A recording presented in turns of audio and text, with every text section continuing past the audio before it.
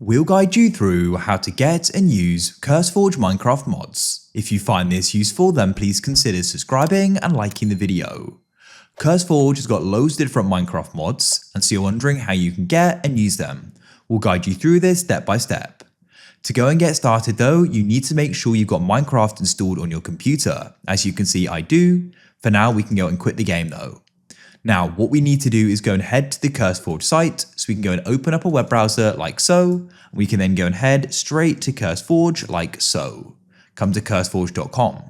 What we can do is go and get the CurseForge app on our computer and makes things much easier. So go to the top right and click Get CurseForge app, and then what you can do is go and click on Download Standalone. The download's going to go and begin, and we can then go and run through the installer. You can find the installer in your downloads in your file explorer. We can press next. You can see the installation folder here. Make sure you accept the terms of use and privacy policy and confirm you're at least 18 years old. I do. I've read these before. I've read this before, so I'll press accept and install, and it's going to install. In the meantime, a big thank you to Apex Hosting for sponsoring the video. They're my go-to place for a Minecraft server. At the moment, you can get 25% off your first invoice.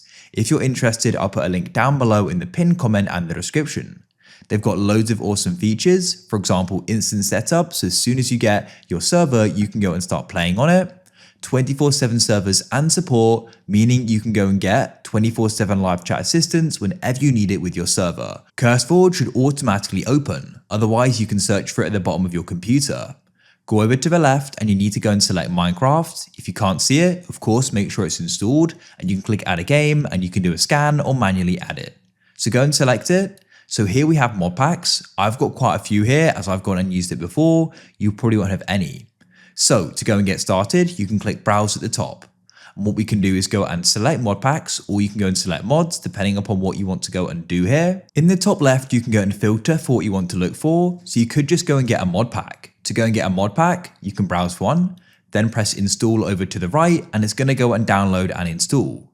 It'll then go and be added in my mod packs. You can see that there. And for example, here's another one I've got already. You can then click on it and click on play, and you can start playing the entire mod pack. It's pretty simple. However, if you want to play with mods, then what we can do is go and create profiles, which are essentially packs. We can have one mod or multiple.